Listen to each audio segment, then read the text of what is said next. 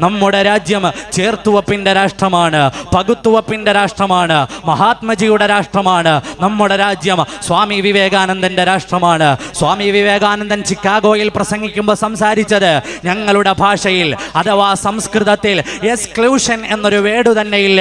പകുത്തുവെക്കൽ ഞങ്ങൾക്കില്ല, എല്ലാവരെയും ഉൾക്കൊള്ളുന്നതാണ് ഞങ്ങളുടെ രാജ്യമെന്നാണ്. നമ്മുടെ രാജ്യത്തിന്റെ രാഷ്ട്രപിതാവായിരുന്ന മഹാത്മജിയുടെ വീട്ടിൽ സദാ ഒരു മുസല്ല വിരിഞ്ഞു കിടക്കുമായിരുന്നു. ആർക്കു വേണ്ടിയാണെന്നറിയുമോ? ബാങ്ക് കൊടുത്താൽ ആ സമയത്ത് കുമ്പിട്ട് നിസ്കരിക്കുന്ന മൗലാന മുഹമ്മദ് അലി ജൗഹറിന് വേണ്ടിയായിരുന്നു. മറന്നു പോകാൻ പാടില്ല. മഹാത്മജിയുടെ വീട്ടിലേക്ക് വരുമ്പോൾ മൗലാന മുഹമ്മദ് അലിയുടെ കയ്യിൽ ഒരു പ്രത്യേക വസ്ത്രമുണ്ടായിരിക്കും. ആ വസ്ത്രം നെയ്തു കൊടുക്കുന്നത് മൗലാന മുഹമ്മദ് അലിയുടെ ഉമ്മയായ പാതിരാവിൽ അള്ളാഹുവിലേക്ക് തിരിഞ്ഞ് ആരാധനകൾ നിർവഹിക്കുന്ന മഹദിയായിരുന്നു മഹാത്മജി എന്ന ഇന്ത്യ രാജ്യത്തിന്റെ രാഷ്ട്രപിതാവിന് അണിയാനുള്ള വസ്ത്രങ്ങളെ തുന്നിക്കൊടുത്തത് എന്ന് ഇന്നലകളുടെ ചരിത്രം നമ്മളോട് വിളിച്ചു പറയുകയാണ്. ഈ പങ്കുവെക്കലിന്റെ ചരിത്രമാണ് നമ്മൾക്ക് ഈ രാജ്യത്തോട് പറയാനുള്ളത്. ഇന്ത്യ വിൻസ് ഫ്രീഡം എന്ന പുസ്തകത്തിലെ ഒരു വരി ഞാൻ ഉദ്ധരിക്കുകയാണ്. ഇന്ത്യ വിൻസ് ഫ്രീഡം എന്ന പുസ്തകം എഴുതിയത് ഇന്ത്യ രാജ്യത്തിന്റെ ആദ്യത്തെ വിദ്യാഭ്യാസ മന്ത്രിയായ മൗലാന അബുൽ കലാം ആസാദ് ആണ്. 940 മുതൽ ഇന്ത്യ രാജ്യത്ത് മറ്റൊരു രാഷ്ട്രം വേണമെന്ന ചിന്ത മാതാ സവർക്കറിന്റെയും അതുപോലെ മുഹമ്മദ് അലി ജിന്നയുടെയും തലയിൽ ഉടലെടുക്കുകയാണ്. 40കളിലാണ് മുഹമ്മദ് അലി ജിന്ന മറ്റൊരു രാഷ്ട്രത്തെക്കുറിച്ച് സംസാരിച്ചു തുടങ്ങിയതെങ്കിൽ ആ 40കളുടെയും 16 കൊല്ലം മുമ്പ് ഇവിടെ മറ്റൊരു മതരാഷ്ട്രമുണ്ടാകണമെന്ന ചിന്ത സവർക്കറുടെ ആശയധാരയിൽ ഉണ്ടായിരുന്നു എന്ന് ചരിത്രം നമ്മളോട് വിളിച്ചു പറയുകയാണ്. അവിടെയാണ് ചില വർത്തമാനങ്ങളുള്ളത്. 946 മഹാത്മജിയുടെ വീട്ടിലേക്ക് കടന്നു വരികയാണ് മൗലാന അബുൽ കലാം ആസാദ്. നിങ്ങൾക്കറിയാം, തൊപ്പിവെച്ച പരമസ്വാത്വികനായ പണ്ഡിതനാണ്. ആ പണ്ഡിതൻ മൗലാന മുഹമ്മദ് അലി ആസാദ്, മൗലാന ആസാദ് കടന്നു വരുന്നത് അബുൽ കലാം ആസാദിന്റെ പാദം പതിയുന്നത് മഹാത്മജിയുടെ വീട്ടിലാണ്. അവിടേക്ക് മറ്റൊരാൾ കൂടി വന്നു. ഇസ്ലാമിക ആശയധാരകളിൽ നിന്നെല്ലാം വ്യത്യസ്തമായ വേഷവിധാനങ്ങൾ ഉപയോഗിക്കുന്ന അല്പം മോഡേൺ ചിന്താഗതിയുള്ള മുഹമ്മദ് അലി ജിന്ന എന്ന പാകിസ്ഥാൻ വാദത്തിന്റെയോ രാഷ്ട്രത്തിന്റെയോ നേതൃത്വം അയാൾ കടന്നു വരികയാണ്. India wins freedom അടയാളപ്പെടുത്തുകയാണ്.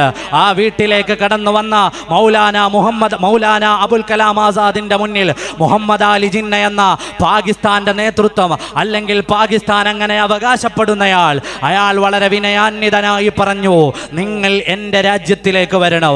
ശ്രദ്ധിച്ചു കേൾക്കേണ്ടതുണ്ട്. 946 നിങ്ങൾ എൻ്റെ രാജ്യത്തിലേക്ക് വരണം. നവംബറിലാണ് ഈ സംഭവം നടക്കുന്നത്. എൻ്റെ രാജ്യത്തെ ഏത് പൊസിഷനിൽ ഇരിക്കാനോ നിങ്ങൾക്ക് ഞാൻ അനുവാദം തരാം. അത്ര വലിയ ധിഷണയുടെയും ഗ്രാഹ്യത്തിന്റെയും ചിന്തയുടെയും ഭൗതികതയുടെയും ലോകത്തിരുന്ന നേതാവായിരുന്നു മൗലാന അബുൽ കലാം ആസാദ് എന്ന ഇന്ത്യ രാജ്യത്തിന്റെ ആദ്യത്തെ വിദ്യാഭ്യാസ മന്ത്രി. അതുകൊണ്ട് തന്നെയാണ് ദ ഗ്ലിംസസ് ഓഫ് വേൾഡ് ഹിസ്റ്ററിയുടെ രചയിതാവായ ഇന്ത്യ രാജ്യത്തിന്റെ 1ാമത്തെ പ്രധാനമന്ത്രി, ഇന്ത്യയുടെ പ്രധാനമന്ത്രി പണ്ഡിറ്റ് നെഹ്റു തന്റെ വിദ്യാഭ്യാസ സ്വപ്നങ്ങൾക്ക് നിറം പകരാൻ തെരഞ്ഞെടുത്തത് മൗലാന അബുൽ കലാം ആസാദിനെയാണ്.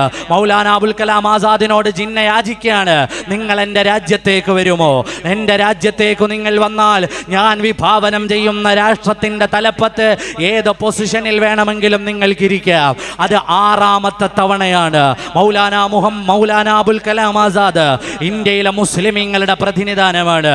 മഹാനവറുകൾ പറഞ്ഞു, ചരിത്രം രേഖപ്പെടുത്തുകയാണ് മുഹമ്മദ് അലി ജിന്നയോട്, ഇനി മേലാൽ ഈ വർത്തമാനവും പറഞ്ഞ് എൻ്റെ മുന്നിൽ നിങ്ങൾ വരാൻ പാടില്ല. എൻ്റെ രാജ്യം ഇന്ത്യയാണ്, ഇന്ത്യയാണ്, ഇന്ത്യയാണ്. ജീനായ ഹാ മറിനായ ഹാ, ഈ രാജ്യത്താണ് ഞാൻ ജീവിക്കുക, ഈ രാജ്യത്താണ് ഞാൻ മരിച്ചു വീഴുക. ഇതാണ് ഇവിടെയുള്ള എല്ലാവരോടും പറയാനുള്ളത്. ഇത് നമ്മുടെ രാഷ്ട്രമാണ്, ഇവിടെയാണ് മരിക്കുക, ഇവിടെയാണ് ജീവിക്കുക. എന്നിട്ട് പറഞ്ഞു, നിങ്ങൾ എന്നെ ഇനി നിങ്ങളുടെ രാജ്യത്തേക്ക് വിളിക്കാൻ പാടില്ല. കാരണം എന്താണെന്നറിയോ? നിങ്ങൾ വിഭാവനം ചെയ്യുന്ന രാഷ്ട്രം മതങ്ങളിൽ ഒതുങ്ങി നിൽക്കുന്ന രാഷ്ട്രമാണ്. എൻ്റെ ഇന്ത്യ എല്ലാ സംസ്കാരങ്ങളെയും ഉൾക്കൊള്ളുന്ന രാജ്യമാണ്. നിങ്ങൾ വിഭാവനം ചെയ്യുന്ന രാജ്യത്ത് നാളെ ഗോത്രങ്ങളായി തിരിഞ്ഞ് ജനങ്ങൾ പരസ്പരം തമ്മിൽ തല്ലി ജനാധിപത്യം വീണുപോകാമെന്ന് മൗലാന അബുൽ കലാം ആസാദ് മുഹമ്മദ് അലി ജിന്നയോട് പറയുകയാണ്. ഇനി ഒരിക്കൽ കൂടി പാകിസ്ഥാനിൽ പോകണമെന്ന് പറഞ്ഞ് എൻ്റെ മുന്നിൽ മുഹമ്മദ് അലി ജിന്ന നിങ്ങളെ കണ്ടുപോകരുത്. ഇതേ വർത്തമാനമാണ് ഇവിടുത്തെ മുഴുവൻ വർഗീയവാദികളോടും പറയാനുള്ളത്. ഇന്ത്യയുടെ മക്കളെ ഇന്ത്യ വിടാനെന്ന് പറഞ്ഞ് നിങ്ങൾ വരരുത്. ആ പുസ്തകം അടയാളപ്പെടുത്തുന്ന മറ്റൊരു വർത്തമാനം കൂടി പറയട്ടെ. മൗലാന അബുൽ കലാം ആസാദ് ചോദിക്കുകയാണ്, നിങ്ങളുടെ ഈ പുതിയ മതരാഷ്ട്രം ഉണ്ടല്ലോ, പാകിസ്ഥാൻ എന്ന നിങ്ങളുടെ രാഷ്ട്രം, അത് ആരുടെ സ്വപ്നമാണോ? ഇന്ത്യയിലെ മുസ്ലിമീങ്ങളുടെ സ്വപ്നമാണോ? അല്ല, അത് സവർക്കറിന്റെ സ്വപ്നമാണ്, അത് RSSന്റെ സ്വപ്നമാണ്, അത് ഇന്ത്യ രാജ്യത്തെ ഹിന്ദു മഹാസഭയുടെ സ്വപ്നമാണ്. അത് പുലർത്തി കൊടുക്കാനല്ലേ ഈ രാജ്യത്തെ നീ വെട്ടിമുറിക്കാൻ ശ്രമിക്കുന്നത്? ഇത് നിങ്ങളുടെ സ്വപ്നമല്ല, ഇത് ഇന്ത്യൻ മുസ്ലിമീങ്ങളുടെ സ്വപ്നമല്ല, പാകിസ്ഥാൻ ഇന്ത്യൻ മുസ്ലിമീങ്ങളുടേതല്ല, അത് അതിൻ്റെ ഉപജ്ഞാതാക്കളും അതിൻ്റെ ചിന്താധാരകളിൽ പ്രവർത്തിച്ചവരുമെല്ലാം ഇവിടുത്തെ വർഗീയവാദികളാണ്. അതുകൊണ്ട് നിങ്ങൾ ആദ്യം ആ രാജ്യത്തേക്ക് പോയിക്കോ, ഞങ്ങൾക്ക് പോകാൻ മനസ്സില്ല എന്ന് ഉറക്കെ പ്രഖ്യാപിക്കാനാണ് നമ്മുടെ തെരുവോരങ്ങൾ ഉണർന്നിരിക്കുന്നത്. ഈ രാജ്യത്തെ എന്നും ചേർത്ത് പിടിച്ചവരല്ലേ നമ്മൾ? ഈ രാജ്യത്തെ ഒരുമയോടെ നിന്ന് ഒരുമയോടെ കൈകോർത്തു പിടിച്ച് മതം നോക്കാതെ മനുഷ്യനെ സ്നേഹിച്ച് ജീവിച്ചു പോയ ആളുകൾ. ഇവിടെയാണ് നമ്മൾക്ക് സാമൂതിരിയെ ഓർമ്മ വരുന്നത്. സാമൂതിരിയുടെ കാലത്താണ് ഇസ്ലാമിക ജുറിസ്പ്രുഡൻസിലെ ആധികാരിക ഗ്രന്ഥങ്ങൾ രചിച്ച മൗലാന സൈനുദ്ദീൻ മഖ്ദൂം ജീവിച്ചിരുന്നത് മലബാറിന്റെ മണ്ണിൽ. സാമൂതിരി പറങ്കിയോട് പടപൊരുതുന്ന നേരത്ത് സാമൂതിരിയോട് പറഞ്ഞത്, സാമൂതിരി മുസ്ലിം ഉമ്മത്തിന്റെ നേതാവായി നിന്ന് പടപൊരുതിക്കോ, പറകിൽ നിന്ന് പടപൊരുതാൻ ഞങ്ങൾ ഉണ്ടാകുമെന്നാണ് മൗലാന മഹാനരായ സൈനുദ്ദീൻ മഖ്ദൂം സാമൂതിരി രാജാവിനോട് പറഞ്ഞത്. ഇങ്ങനെ പരസ്പരം കൊടുത്തും വാങ്ങിയും പരസ്പരം ഒരുപോലെ ജീവിച്ചിരുന്ന ഒരു സമൂഹത്തിന്റെ നടുത്തളത്തിലേക്ക് കൃത്യമായ വർഗീയത കൊണ്ടുവന്ന് അവതരിപ്പിച്ച് ഈ രാജ്യത്ത് കുറച്ച് ഡൗട്ട്ഫുൾ പേഴ്സണെ സൃഷ്ടിക്കുക. കാരണം ഈ രാജ്യത്തിന്റെ ഭരണഘടന ഇല്ലായ്മ ചെയ്യണമെന്ന് ആരാണോ സ്വപ്നം കാണുന്നത്, അവരുടെ സ്വപ്നങ്ങളുടെ സാക്ഷാത്കാരത്തിലേക്കുള്ള നടത്തമാണിത്. 949 ഇന്ത്യയുടെ ഭരണഘടനയുടെ കരട് പുറത്തിറങ്ങുമ്പോൾ ഓർഗനൈസറിൽ ലേഖനം വരികയാണ്, നവംബറിൽ ഡിസംബറിൽ ഈ ഭരണഘടന ഞങ്ങൾക്ക് അംഗീകരിക്കാൻ കഴിയില്ല. കാരണം ഇന്ത്യ രാജ്യത്തിന്റെ ഭരണഘടനയിൽ ഇന്ത്യയുടെ മൂല്യങ്ങൾ ഉൾക്കൊള്ളുന്നില്ല, അല്ലെങ്കിൽ ഇന്ത്യയിലെ മനുവാദത്തിന്റെ എന്ന് പറഞ്ഞാൽ മനുസ്മൃതിയുടെ ആശയങ്ങളെയോ സത്തകളെയോ ഉൾക്കൊള്ളാത്ത ഈ ഭരണഘടന ഞങ്ങൾക്ക് പറ്റില്ല എന്ന് ലേഖനം എഴുതിയത് ഇവിടുത്തെ മുസ്ലിമീങ്ങളല്ല, ഇവിടുത്തെ ഹിന്ദുക്കളല്ല, ഈ രാജ്യത്തിന്റെ ശത്രുക്കളാണ്. ഈ സമരത്തെ രണ്ടായി വ്യാഖ്യാനിക്കാൻ പറ്റൂ. ഈ രാജ്യത്തിന്റെ മിത്രങ്ങളും ഈ രാജ്യത്തിന്റെ ശത്രുക്കളും തമ്മിലുള്ള സമരം. ഈ രാജ്യത്തിന്റെ മിത്രങ്ങൾ ആരാണ്? ഒരുപോലെ കൈകോർത്തു പിടിച്ച മുസൽമാനും ഹിന്ദുവും ക്രിസ്ത്യാനിയും നേടിയെടുത്ത പാരമ്പര്യത്തിന്റെ സ്വാതന്ത്ര്യത്തിൽ അഭിമാനിച്ച് ഈ രാജ്യത്ത് ഉറച്ചു നിൽക്കുന്ന ആളുകൾ ആരാണ്? ഇന്ത്യയുടെ ശത്രുക്കൾ. 949 ഇന്ത്യയുടെ ഭരണഘടനയെ എതിർത്തവരാരാണോ അവരാണ് ഇന്ത്യയുടെ ശത്രുക്കൾ. 949 എഴുതിയ ലേഖനമാണ്, ഓർഗനൈസർ പ്രസിദ്ധീകരിച്ച ലേഖനമാണ്. ഈ രാജ്യത്തിന്റെ ഭരണഘടനയെ ഇങ്ങനെയാണെങ്കിൽ ഞങ്ങൾ അംഗീകരിക്കില്ല, പകരം വേണ്ടത് മനുസ്മൃതിയുടെ സത്ത ഉൾക്കൊള്ളുന്നതായിരുന്നു. 2800-ലേറെ ശ്ലോകങ്ങൾ ഉൾക്കൊള്ളുന്ന പല ജാതികളായി മനുഷ്യനെ വേർതിരിച്ചു നിർത്തിയിട്ട് ഉയർന്ന ജാതിക്കാരൻ ഒരു നിയമവും താഴ്ന്ന ജാതിക്കാരന് മറ്റൊരു നിയമവും കൽപ്പിച്ചു കൊടുക്കുന്ന ആ മനുസ്മൃതിയെ കുറിച്ച് ഓർക്കുമ്പോൾ ഒന്നുകൂടി പറയാനുണ്ട്. ആ മനുസ്മൃതിയുടെ ആശയധാരകൾ നീതിയല്ല എന്നതുകൊണ്ടാണ് ഇന്ത്യ രാജ്യത്തിന്റെ ഭരണഘടനാ ശില്പിയായിരുന്ന ഡോക്ടർ ഭീമറാവു അംബേദ്കർ 925 ഡിസംബർ 27 സാവിത്രി നദീ തീരത്ത് വെച്ചിട്ട് മനുസ്മൃതി കത്തിച്ചു കളഞ്ഞത്. അത് നമ്മൾക്കുള്ള ഉത്തേജനമാണ്. നീതിയല്ലാത്ത ഏത് നിയമത്തെയും കരിച്ച് കാറ്റിൽ പറത്താൻ നമ്മൾക്ക് പഠിപ്പിച്ചു തന്നത് ഈ രാജ്യത്തിന്റെ നിയമനിർമ്മാണ സഭയുടെ തലപ്പത്തിരുന്ന അംബേദ്കറാണ്. അംബേദ്കർ ആരാണ്? 5 ഡോക്ടറേറ്റുകൾ വാരിക്കൂട്ടിയ ഉന്നതനായ ധിഷണയുള്ള ആലോചനയുള്ള മനുഷ്യനാണ്. ഉന്നതമായ വിദ്യാഭ്യാസമുള്ളയാളാണ്. അദ്ദേഹത്തെ കുറിച്ച് എതിരഭിപ്രായമില്ല. അദ്ദേഹത്തിന്റെ നേതൃത്വത്തിൽ 7000-ലേറെ സംവാദങ്ങൾക്ക് ശേഷമാണ് നമ്മുടെ ഭരണഘടന വരുന്നത്. ആ ഭരണഘടനയിൽ നിന്നൊരു ഭാഗമാണ് ഇന്നുവരെ വിദ്യാഭ്യാസ യോഗ്യത എന്താണെന്ന് തെളിയിക്കാൻ കഴിയാത്ത ആളുകൾ പാർലമെന്റിൽ ചർച്ചയ്ക്കിട്ടിട്ട് ഇല്ലാതെയാക്കുന്നത് എന്ന് പറയുമ്പോൾ അപകടം എത്രയാണെന്ന് അറിയേണ്ടതുണ്ട്. 5 ഡോക്ടറേറ്റുകൾ വാങ്ങിയ അംബേദ്കർ എഴുതി ചേർത്ത നിയമങ്ങൾ, ആ നിയമങ്ങളെയാണ് ഡിഗ്രി ഉണ്ടോ എന്ന് ചോദിച്ചാൽ അറിയില്ല, സർട്ടിഫിക്കറ്റ് ഉണ്ടോ എന്ന് ചോദിച്ചാൽ അറിയില്ല, ഇതൊന്നും അറിയാത്ത മന്ത്രിമാർ വന്നിരുന്ന് അതിനെ പിച്ച് ചീന്തുന്നത് എന്ന് പറയുമ്പോൾ ഭരണഘടനയ്ക്ക് കാവലിരിക്കേണ്ടത് നമ്മുടെ ആവശ്യം. അത് മുസ്ലിമിന്റെ ആവശ്യമാണ്, ഹിന്ദുവിന്റെ ആവശ്യമാണ്, ക്രിസ്ത്യാനിയുടെ ആവശ്യമാണ്. കാരണം നമ്മുടെ പൂർവികർ നേടിത്തന്നതാണിത്, അവരുടെ സ്വാതന്ത്ര്യമാണിത്. എത്ര യുക്തിപൂർവമാണ് അവർ ചിന്തിച്ചത്. ഇതൊരു മതവിഷയമായി അംഗീകരിച്ചു കൊടുക്കാനോ ഒരു മതവിഷയമായി ഒതുക്കിക്കളയാനോ പാടില്ല. കാരണം എന്ത്? ഇന്ത്യ രാജ്യത്തിന്റെ ഭരണഘടന ഈ നിലയിലാക്കി തന്നതിൽ അതിന്റെ ഭരണ നിർമ്മാണ തലപ്പത്തിരുന്ന ആളുകളെ നിങ്ങളൊന്ന് വായിച്ചു നോക്കൂ. 947 ഒരു രാജ്യത്തിന് സ്വാതന്ത്ര്യം ചോദിച്ചവർക്ക് 2 രാജ്യമായി വെട്ടിമുറിച്ച് തീർത്താൽ തീരാത്ത പകയും കണ്ണീരും നൽകി ഇവിടുന്ന് ബ്രിട്ടീഷുകാരൻ കുടിയിറങ്ങിയപ്പോ പാകിസ്ഥാൻ ഒരു മതരാഷ്ട്രമായി മാത്രം ഒതുങ്ങിപ്പോയപ്പോ ഇന്ത്യ രാജ്യത്തെ ജനങ്ങളില്ലേ, ഇന്ത്യ രാജ്യത്തെ ജനങ്ങളിനി ഏതു മതത്തിന്റെ വക്താക്കളായി ഏത് നിയമത്തിന്റെ കീഴിൽ ജീവിക്കണമെന്ന ചർച്ച വരുമ്പോ എത്ര പക്വമായിട്ടാണ് ഇവിടുത്തെ ഭരണഘടനാ നിർമ്മാണ സമിതികൾ തീരുമാനമെടുത്തത്. അവരുടെ അജയ്യമായ ആദർശബോധത്തിന്റെ ഉള്ളിൽ നിന്നാണ് we the people of India എന്ന് തുടങ്ങുന്ന ഇന്ത്യയുടെ ഭരണഘടനയുടെ പ്രിയാമ്പിൾ പിറക്കുന്നത്. മറന്നുപോകാൻ പാടില്ല. ആ ഭരണഘടന നിർമ്മിച്ചത് മുസ്ലിമീങ്ങളല്ല.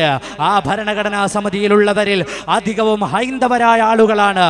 അവരിതുണ്ടാക്കുന്നത് എപ്പോഴാണ് എന്ന ചരിത്രപരമായ യാഥാർത്ഥ്യങ്ങളെ കൂടി നമ്മൾ ബോധപൂർവം എടുക്കേണ്ടതുണ്ട്.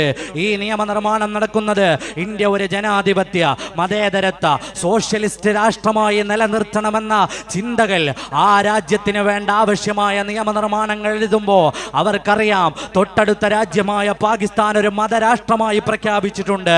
എന്നിട്ട് പോലും അണുകിട വ്യത്യാസമില്ലാതെ ഈ രാജ്യത്തിൻ്റെ ഭരണഘടന ഇങ്ങനെ മനോഹരമാക്കി തന്നതിൽ ഒരുപാട് ആളുകളുടെ പങ്കുകളുണ്ട്. ഒരുപാട് പേനകളുടെ മഷി ചലിച്ചിട്ടുണ്ട്. എൻ്റെ പ്രിയമുള്ളവരെ, നമ്മൾ അറിയേണ്ടതുണ്ട്. നമ്മളെ പരസ്പരം തമ്മിൽ തെറ്റിക്കണം. നിയമപരമായി ഇന്ത്യയിലെ മുസ്ലിമിനെ ഡൗട്ട്ഫുൾ പീപ്പിളാക്കി മാറ്റി നിർത്തിയിട്ട് ഒരു 2ാം തരം പൗരന്മാരാക്കണം. ഈ ആശയധാരകൾ തുടങ്ങുന്നത് ഞാൻ ചരിത്രം വിസ്തരിക്കുകയല്ല. 935 ന്യൂറംബർഗ് മുതൽ ഇന്ത്യ രാജ്യത്തിൻ്റെ ഇന്നത്തെ അവസ്ഥ വരെ വളരെ മനോഹരമായി അഡ്വക്കേറ്റ് ഇവിടെ അവതരിപ്പിച്ചിട്ടുണ്ട്.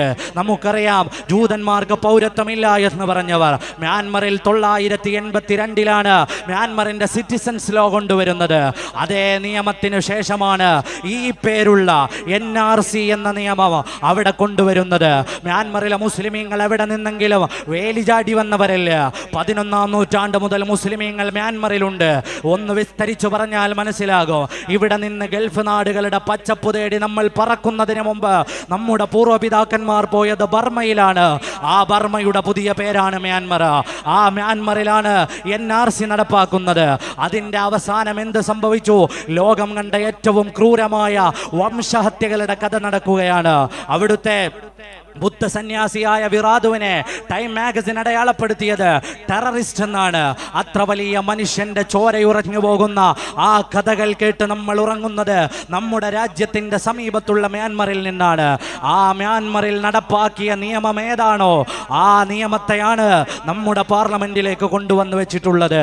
എൻ്റെ പ്രിയമുള്ള കേൾവിക്കാരെ, നമ്മുടെ രാജ്യം അപകടപ്പെടുമ്പോൾ ഓരോ പൗരന്റെ കയ്യിലും ഓരോ പൗരന്റെ മേലിലും ഒരുപാട് പ്രതീക്ഷകളും ഈ രാജ്യത്തെ താങ്ങി നിർത്തേണ്ട ചിന്തകളും ഉണ്ടാകേണ്ടതുണ്ട്. നമ്മുടെ രാജ്യത്തിന് നിലനിൽപ്പിന് വേണ്ടി നമ്മൾ ഈ രാജ്യത്തെ സാഹോദര്യത്തിൻ്റെയും സൗഹാർദ്ദത്തിൻ്റെയും ഇന്നലകളുടെ ചരിത്രം ഒരിക്കൽ കൂടി വായിക്കേണ്ട നേരമായിട്ടുണ്ട്. മലബാറിലെ മാപ്പിളമാരുടെ കലാപം 921 മലബാർ സമരത്തെ മാപ്പിളമാരുടെ കലാപമാക്കി മാറ്റിവെച്ചിട്ട് ഏതെങ്കിലും തരത്തിൽ രാഷ്ട്രീയ ലാഭങ്ങൾ ഉണ്ടാക്കാൻ ശ്രമിക്കുന്ന ആളുകളുണ്ട്. വയറ്റിൽ ഒരു അരപ്പട്ട കെട്ടി അതിൻ്റെ താഴത്തൊരു കഠാര കുത്തിയിറക്കി നടന്നുപോയ ആളല്ല വാരിയംകുന്നത്തെ കുഞ്ഞഹമ്മദാജി എന്ന് ഒരിക്കൽ കൂടി ചരിത്രത്തെ നമ്മൾ ഓർമ്മപ്പെടുത്തുകയാണ്. വാരിയംകുന്നന്റെ പ്രസിദ്ധമായ ഒരു പ്രസംഗമുണ്ട്. ആ പ്രസംഗത്തിൽ അദ്ദേഹം പറയുന്ന ഒരു വർത്തമാനമുണ്ട്. ആ വർത്തമാനമാണ് നമ്മുടെ നാട്ടിൽ നടക്കുന്ന ഈ സമരത്തെ പുറം നാടുകളിൽ കൊണ്ടുപോയി ഇതൊരു വർഗീയ കലാപമാക്കി മാറ്റിമറിക്കാൻ ചില ആളുകൾ ശ്രമിക്കുന്നുണ്ട്. ഇതൊരിക്കലും അങ്ങനെയല്ല. നിങ്ങളുടെ ഹൈന്ദവരായ സഹോദരങ്ങളെ നിങ്ങൾ ചേർത്ത് പിടിക്കൂ. ഈ സമരം നമ്മൾ ഒന്നിച്ച് ഈ രാജ്യം കീഴടക്കാൻ വന്നവന് നേരെ നടത്തിയ സമരമാണ്. ഇന്നലകളുടെ ചരിത്രം കേട്ട് തരിച്ചിരിക്കുന്ന നമ്മൾക്ക് ഒരു പക്ഷേ ഇത് അവസരമാണ്. മഹാത്മജിയാകാൻ, ഭഗത് സിംഗ് ആകാൻ, മൗലാന മുഹമ്മദ് അലി ആകാൻ, മൗലാന ഷൗക്കത്ത് അലിയാകാൻ, ഇന്ത്യ രാജ്യത്തിന്റെ ആത്മാവിന് വേണ്ടി ജീവൻ കൊടുക്കാൻ നമ്മൾക്ക് ചിലപ്പോൾ ദൈവം തരുന്ന അവസരമാണെങ്കിൽ ഒരുമിച്ച് ഈ രാജ്യത്തിന്റെ മതനിരപേക്ഷയ്ക്ക് വേണ്ടി, മതേതരത്വത്തിന് വേണ്ടി ജീവൻ വെടിയാൻ നമ്മൾ ഉണ്ടാകുമെന്ന പ്രഖ്യാപനങ്ങളാണ് നമ്മൾ ഈ തെരുവോരങ്ങളിൽ നടത്തുന്നത്.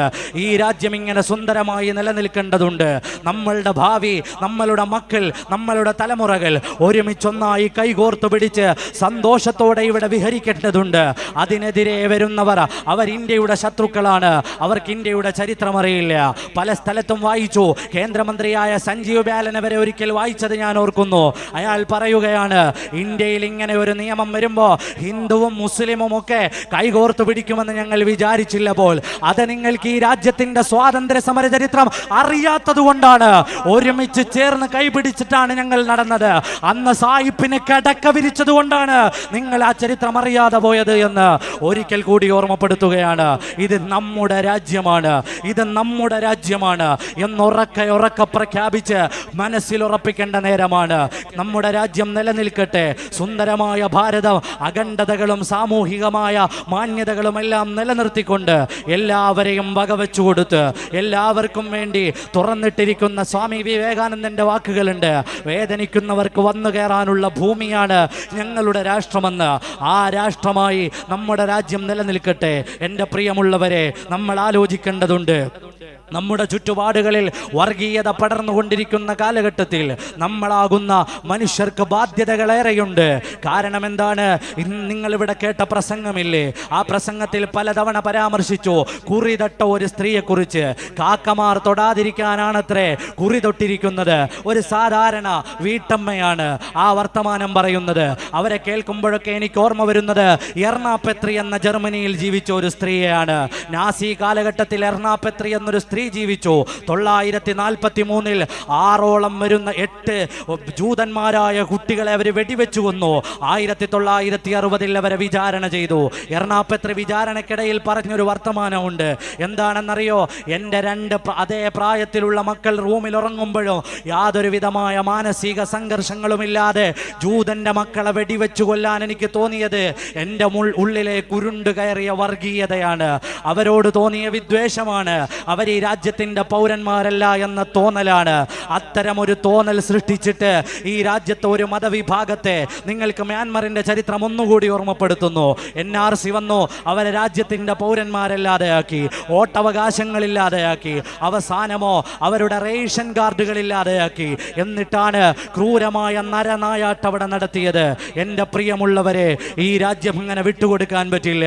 കാരണം ഇത് വഖം അബ്ദുൽ ഖാദറിന്റെ രാഷ്ട്രമാണ്. ആരാണ് വഖം അബ്ദുൽ ഖാദർ എന്നറിയോ? ഇവിടെ കേട്ടില്ലേ, 6 തവണ ബ്രിട്ടീഷ് അധികാരികൾക്ക് ഐ ബെഗ് ടു യു, ഞാൻ നിങ്ങളോട് യാചിക്കുന്നു എന്ന് സവർക്കർ കത്തെഴുതിയപ്പോ ഈ രാജ്യത്തിന് വേണ്ടി ഇന്ത്യയിലെ രാജാക്കന്മാർ എങ്ങനെയാണ് ബ്രിട്ടീഷുകാരെ കൈകാര്യം ചെയ്യുന്നത്? 1700 എണ്ണിക്കയിലെ ട്രഗേഡ് യൂണിവേഴ്സിറ്റിയിൽ ആഡ്രി ഡ്രസ്കിയുടെ ഗവേഷണ ഗ്രന്ഥമുണ്ട്, Aurangzeb the man and myth. എൻ്റെ ശബ്ദം കേൾക്കുന്നവരൊക്കെ ഒരാവർത്തി വായിക്കേണ്ട ഗ്രന്ഥമാണ്. അതിൽ പറയുന്നുണ്ട്, ഔറംഗസീബ് തകർത്തതിനേക്കാൾ കൂടുതൽ ക്ഷേത്രങ്ങളെ ഇവിടെ വെച്ചു കൊടുത്തിട്ടാണ് പോയിട്ടുള്ളത്. ഔറംഗസീബിന്റെ ചരിത്രം പറയാണ്, ഇന്ത്യയിൽ ആരാണോ വിരോധികളുള്ളത് അവരെ മുഴുവനും ഹൈന്ദവ വിരോധികളാക്കിയത് ഒരു ചരിത്രം എഴുതാൻ വേണ്ടി പേനയുന്തിയ വാടക എഴുത്തുകാരുടെ എല്ലാം ലക്ഷണമായിരുന്നു. അങ്ങനെയാണ് ടിപ്പു ഹിന്ദുക്കൾക്ക് പറ്റാത്തയാളായത്. അങ്ങനെയാണ് ഔറംഗസീബ് അല്ലെങ്കിൽ മതാന്തകനായി മാറിയത്. അങ്ങനെയാണ് ശിവജിയെ കുറിച്ച് വായിക്കുമ്പോൾ മുസ്ലിമീങ്ങൾ കറപ്പ് തോന്നാൻ തുടങ്ങിയത്. പാടില്ല. ശിവാജിയുടെ ചരിത്രത്തിന്റെ പിന്നാമ്പുറങ്ങളിൽ മുസൽമാന്മാരുടെ പേരുകൾ അടയാളപ്പെടുത്തിയിട്ടുണ്ട്. അന്ന് ബ്രിട്ടീഷുകാരന്റെ അതേ തന്ത്രമാണ് ഇന്ന് നമ്മുടെ രാജ്യത്ത് നടക്കുന്നത്. Divide and rule. ഒരുമിച്ചു നിന്നാൽ ഒന്നും ചെയ്യാനാകില്ല എന്ന തിരിച്ചറിവിൽ നിന്നാണ് നമ്മളെ പിളർത്തി മാറ്റിയിട്ട് പരസ്പരം തമ്മിലടിക്കുന്നവരാക്കി മാറ്റാനുള്ള ശ്രമങ്ങൾ ആരംഭിക്കുന്നത്. ജാഗരൂകരായി കാത്തിരിക്കേണ്ടതുണ്ട്. നമ്മളുടെ നാട് ഇന്നലെ വരെ സാമ്പത്തികമായി ഇടപെട്ടുകൊണ്ടിരുന്നത്, പടപൊരുതിക്കൊണ്ടിരുന്നത് ജർമ്മനിയോടും ഇറ്റലിയോടും ചൈനയോടുമൊക്കെ ആണെങ്കിൽ ഇന്ന് നമ്മളൊരു ദരിദ്ര രാഷ്ട്രത്തിലെ അംഗങ്ങളാണ്. അമേരിക്കയുടെ പുതിയ കണക്കുകൾ നമ്മളോട് പറയാണ്, ഇന്ന് നമ്മൾ പടപൊരുതുന്നത് ബംഗ്ലാദേശിനോടാണ്, ശ്രീലങ്കയോടാണ്. നമ്മൾ മറന്നു പോകരുത്. ഒരു ഭാഗത്ത് ഈ മതത്തിന്റെ പേരിലുള്ള ഭിന്നതകളെ അവതരിപ്പിച്ച് മറുഭാഗത്ത് രാജ്യം മുഴുവനും വിറ്റഴിക്കുമ്പോൾ മുസോളനി ഓർമ്മ വരികയാണ്. മുസോളനി പറഞ്ഞൊരു വർത്തമാനമുണ്ട്, സ്റ്റേറ്റും കോർപ്പറേറ്റ്സുകളും ഒരുമിച്ച് കൂടിയിട്ട് ഈ രാജ്യത്തെ മുഴുവനും വിലക്കെടുക്കുന്ന ഒരവസ്ഥയെക്കുറിച്ച് ഒരു പ്രഭാഷണത്തിൽ അയാൾ അടയാളപ്പെടുത്തുന്നുണ്ട്. അതേ അവസ്ഥ ഇന്ത്യ രാജ്യത്തേക്ക് വരുമ്പോൾ എൻ്റെ പ്രിയമുള്ളവരെ, മതമുള്ളവരെ, മതമില്ലാത്തവരെ, എന്നെ കേൾക്കുന്നവരെ, ഈ നമ്മുടെ രാജ്യത്തിന് വേണ്ടി ഒരുമിച്ചൊന്നായി നിൽക്കേണ്ടത് നമ്മുടെ ആവശ്യമാണ് എന്ന തിരിച്ചറിവ് വേണ്ടതുണ്ട്. നമ്മൾക്ക് ഈ രാജ്യത്ത് സുന്ദരമായി ജീവിക്കാൻ നാം പടപൊരുതേണ്ടതുണ്ട്. ആ 190 കൊല്ലക്കാലം പടപൊരുതിയിട്ടാണ് നമ്മുടെ പൂർവികർ ഈ സ്വാതന്ത്ര്യം നമ്മൾക്ക് നേടിത്തന്നത്. അന്ന് അവരോടൊപ്പമില്ലാതിരുന്നവരാണ് ഇന്നും നമ്മളോടൊപ്പമില്ലാത്തത്. അതുകൊണ്ട് അവർക്കെതിരെ പടപൊരുതാൻ ആശയങ്ങളും ആവിഷ്കാരങ്ങളും കലകളും സാഹിത്യങ്ങളും വേണ്ടതുണ്ട്. കാരണം ഇവിടെ എല്ലാവരും ദേശവിരോധിയാണ്, ദേശദ്രോഹിയാണ്. നിങ്ങൾ ആലോചിച്ചു നോക്കൂ, ഒരാളെ ദേശദ്രോഹിയാകാൻ ഒന്നും വേണ്ട, ഒരു വര മതി, ഒരു വരി മതി, ഒരു വാക്കുമതി. നിങ്ങൾ കണ്ടില്ലേ, അടൂർ ഗോപാലകൃഷ്ണൻ എന്ന പ്രശസ്തനായ ഇന്ത്യ രാജ്യം അറിയപ്പെടുന്ന, ലോകതലത്തിൽ അറിയപ്പെടുന്ന സിനിമാ പ്രവർത്തകൻ രാജ്യദ്രോഹിയാണ്. അരുന്ധതി റോയ് രാജ്യദ്രോഹിയാണ്. അങ്ങനെ കയ്യിലെണ്ണിയാൽ തീരാത്ത ഹർഷുമന്ദറടക്കം എനിക്ക് തോന്നിപ്പോവുകയാണ് അഡ്വക്കേറ്റിന്റെ പ്രസംഗം കേട്ടിട്ട് 2 ദിവസം കഴിഞ്ഞാൽ ഇവരും രാജ്യദ്രോഹിയാണ്, ഞാനും രാജ്യദ്രോഹിയാണ് ഓൾറെഡി. എൻ്റെ പ്രിയമുള്ളവരെ, ലോകം മുഴുവനും രാജ്യത്തിൻ്റെ ഉള്ളിൽ മുഴുവനും രാജ്യദ്രോഹികളെ സൃഷ്ടിക്കുകയാണ്. വർത്തമാനം പറഞ്ഞു പോയാൽ പിറ്റേന്ന് രാജ്യദ്രോഹിയാണ് എന്ന വർത്തമാനം വരുന്നത് അവിടെയാണ്. ഇന്ത്യൻ ദേശീയത എന്താണെന്നറിയേണ്ടത്. ഗവൺമെന്റിനെ വിമർശിച്ചാൽ അത് രാജ്യദ്രോഹമല്ല, ദേശീയതയുടെ ഒരു പാർട്ട് മാത്രമാണ് ഗവൺമെന്റ്. ഇന്ത്യൻ ദേശീയത അടയാളപ്പെടുത്തിയ ഇന്ത്യ രാജ്യത്തിന്റെ നിർമ്മാണാത്മക പ്രവർത്തനങ്ങളിൽ പങ്കുചേർന്ന എല്ലാവരും എഴുതിയിട്ടുണ്ട്. ഒരു ചരിത്രം അറിയുമോ? അവസാനത്തെ ഉപവാസങ്ങളിൽ ഒന്ന് മഹാത്മജി നടത്തിയത് പാകിസ്ഥാന് വേണ്ടിയാണ്. ഭാഗ്യം ഇന്നായിരുന്നുവെങ്കിൽ മഹാത്മാഗാന്ധി രാജ്യദ്രോഹിയാണ് എന്ന് നമ്മൾ പറയേണ്ടി വരും. ചരിത്രത്തിന്റെ ഇന്നലകളെ മനസ്സിലാക്കേണ്ടതുണ്ട്. കാരണം മഹാത്മജി തുറന്ന മനുഷ്യനാണ്. പാകിസ്ഥാൻ്റെതെന്നോ ഇന്ത്യയുടേതെന്നോ ഉള്ള പ്രശ്നങ്ങളല്ല ഇപ്പോൾ പറഞ്ഞത് നിങ്ങൾ കേട്ടിട്ടില്ലേ? രക്തമുറ്റു വീഴുന്ന സ്വാതന്ത്ര്യത്തിന്റെ രാത്രികളിൽ പഞ്ചാബിലും നവഖാലിയിലും നടന്നുപോയ ആ മനുഷ്യന് അവസാന നാളുകളിൽ പടപൊരുതിയത്, അവസാന നാളുകളിൽ ഉപവാസമിരുന്നത്, ഇന്ത്യ പാകിസ്ഥാനുള്ള കുറച്ച് പൈസ കൊടുക്കാൻ വേണ്ടി നിശ്ചയിച്ചിരുന്നത്, അതിൽ നിന്ന് കുറച്ച് തുക കൂടി ബാക്കി കൊടുക്കാനുണ്ടായിരുന്നു. അത് കൊടുക്കണം എന്ന് പറഞ്ഞിട്ടാണ് ഇന്ത്യയുടെ രാഷ്ട്രപിതാവ് ഇന്ത്യ എന്താണ് എന്ന് ലോകത്തടയാളപ്പെടുത്തിയത്. കശ്മീരിലേക്ക് വരികയാണ്. കശ്മീരിനെ എന്തിനാണ് വെട്ടിമുറിച്ചത്? ILP ഇന്നർ ലൈൻ പെർമിറ്റിനെ കുറിച്ച് ചർച്ച ചെയ്തു. കശ്മീരികളോട് ഈ നിലപാടെടുക്കുന്ന നേരത്ത് ഭരണഘടനാപരമായി തന്നെ പ്രത്യേകമായ വിഭാഗമായി ഇന്ത്യ രാജ്യത്തിന്റെ നേതൃപദവി അലങ്കരിച്ചിരുന്നവർ, അവർ കൊടുത്ത പദവിയാണ് കശ്മീരിനുള്ളത്. ആ പദവി എന്താണെന്ന് VK കൃഷ്ണമേനോൻ അടക്കമുള്ളവർ UNOയിൽ പോയി ലോകത്തെ ബോധ്യപ്പെടുത്തിയതാണ്. ആ പദവിയെയാണ് ഒരു രാത്രി കൊണ്ട് സസ്പെൻഡ് ചെയ്ത് കളഞ്ഞത്. അവിടെ പറഞ്ഞത് ഒരു രാജ്യം ഒരു നിയമമെന്നാണ്. ഒരു രാജ്യം ഒരു നിയമമെന്ന് പറഞ്ഞ് കശ്മീരിനെ വെട്ടിമുറിച്ചവരാണ് ഇന്ന് നോർത്ത് ഈസ്റ്റ് സംസ്ഥാനങ്ങളെ മുഴുവനും വെട്ടിമുറിക്കുന്നത്. നോർത്ത് ഈസ്റ്റ് സംസ്ഥാനങ്ങളിലേക്ക് കടന്നു ചെല്ലാൻ കഴിയുന്നില്ല. ഇങ്ങനെ നമ്മുടെ രാജ്യം അപകടപ്പെട്ടുകൊണ്ടിരിക്കുമ്പോൾ നാം ഒരുമിച്ചു നിൽക്കേണ്ട നേരമാണ്, നമ്മൾ ഒരുമിച്ചു നിൽക്കേണ്ട നേരമാണ് എന്നുറക്കെ പ്രഖ്യാപിക്കേണ്ട സമയമാണിത്.